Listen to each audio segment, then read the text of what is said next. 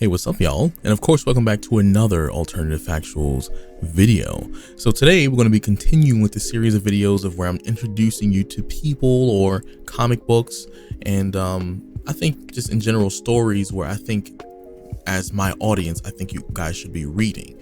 So this once again is going to be covered by Blacktooth Publishing, and they have, like I said, this whole 70-page, graphic novel that's a combination of 3 stories. They have the 70-page book where it's comprised of about 3 stories, and each of them, like I said, exist in their own world, but it's just a way for them to tell compelling stories, and they're not tied into each other in any way, at the very least, not yet. But today we're going to be covering Adastra, and I'm going to have the links for all the Kickstarters and all that stuff in the comments below, so that way you actually can go support these comics and make sure that they have the means to keep creating comics like this, because even though these are 3 separate comics made by the same publishing, the fact of the matter is even the art style does change from comic to comic. So that's what makes this even more interesting. But let's kind of just dive into Adastra. So I kind of want to just go through the same process in which I did the last video, which is simply Adastra. I'm going to explain kind of the backbone of the story itself. And then I'm not going to get into too much detail simply because I want you guys to read the story, and I feel like if I tell you guys the story, you have no reason to buy it. But I do want to just do that for the most part, and then kind of go over some key specific information about her character, her abilities, and just kind of just talk about it, and just make sure you guys feel compelled to go and help these guys get better sales, and also make sure they have the means to keep creating more comics so they can get to people like us, like you, and other people, and so on. So what's interesting about Adastra though is that growing up, she would always hear that you can be whatever you want, and at least for this story it seems to be taken quite literal. And she has the ability to shapeshift essentially, and even though she can seem to become just about anybody she wants, anyone she desires, she still is struggling to kind of turn or become the person that she wants to be. So the story is just following basically a black female, a black woman who is a teenager, a teenager with abilities to become anybody else, which is interesting because think of it from a female perspective. When a woman's at a young age, especially when they're going into their teenage years, they're trying to figure out who they are. And even amongst us men, we go through an age where we don't really know who we are, what we want, or the things that we truly aspire to be. And sometimes we see other people and think we want to be that people. And I think the story takes that quite literally. She has the ability to shapeshift. She has the ability to look like and be somebody else. And there's not a more dangerous power than being able to shapeshift at an age where you don't know who you are. It's kind of like the power is a reflection of what she's dealing with right now. Or it's kind of like an allegory of what she's dealing with right now. She doesn't know who she is. She doesn't know what she wants to be, but her powers allow her to be anything. And then I'm pretty sure the moral of the story is, despite who she can turn into, no matter what, the goal is that she should always be herself. She should never lose herself in the transformations. She should never lose herself in her journey while she's becoming whatever she's becoming, despite the abilities she may have.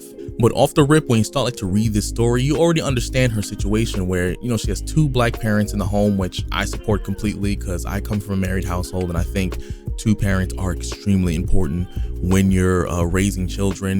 Both the parents serve very specific roles, no matter if it's a boy or girl who's a child. They both serve very specific purposes in the house. But also you can see that she's struggling because she's a sophomore. Like I said, she's in high school and she's trying to get her own bearings. She doesn't want to be treated like a child, but yet she seems to go through that teenage phase where she doesn't quite understand how the real world works as of yet.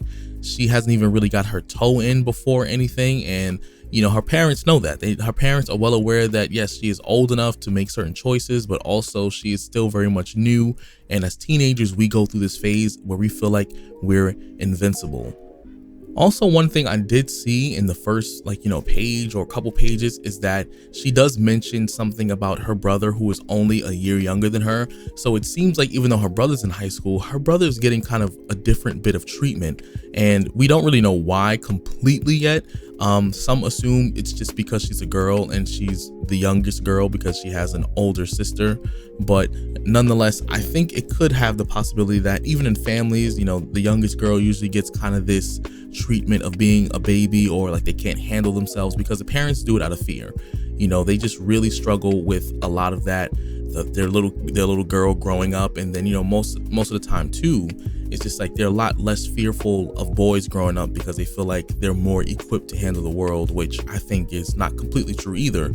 I think both men and women are capable as well as incapable of handling the world. It's all about how you raise them and kind of the information you give them in order for them to survive in the world. But you see, she has a boyfriend, she has a friend, she has a whole life ahead of her.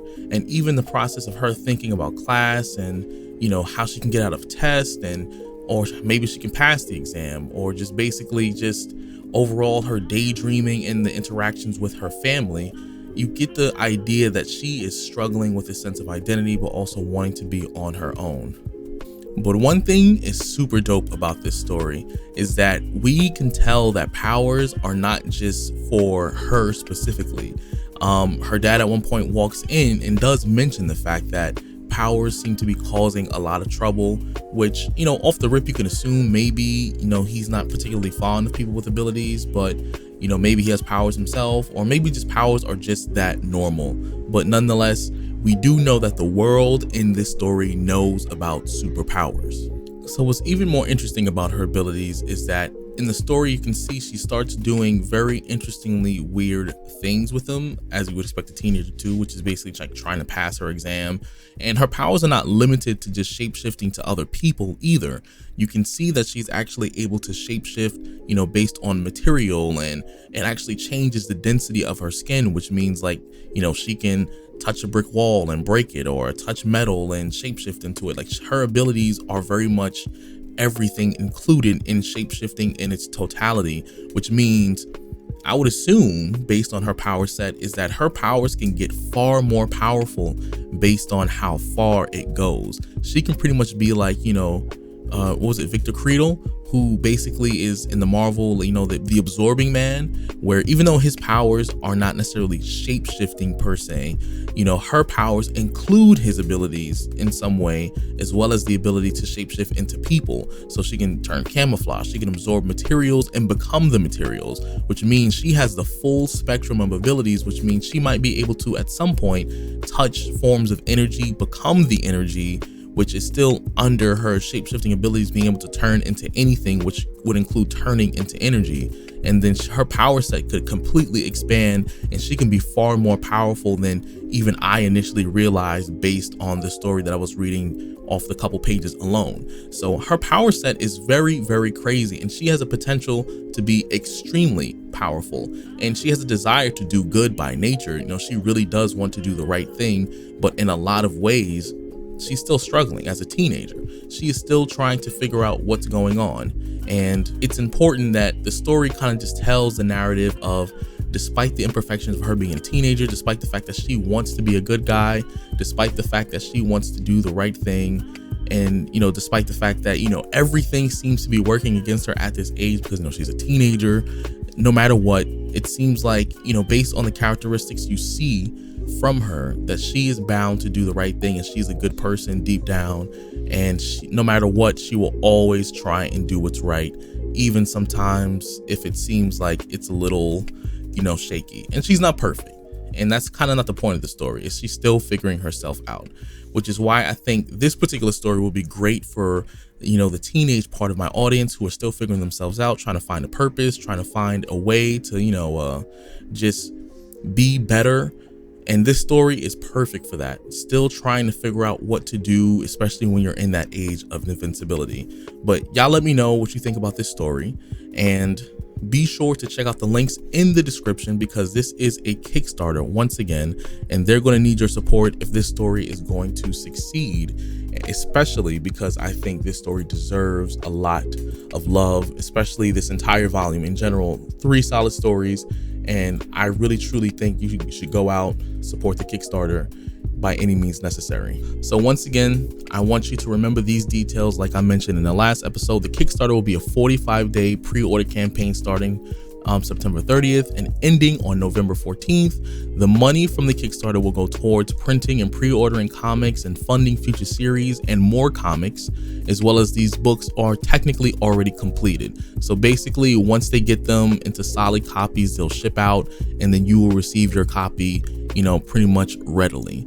And also you can get them in 2 different versions, which are, you can get the anthology graphic novel, or you can get them as individual one-shots, and you can get them on various tiers as low as $10. So in the description, I'll have all the information, their Instagram, their Facebook, their Kickstarter links, and I want you to go support. And I hope to see you on the next video. Peace out.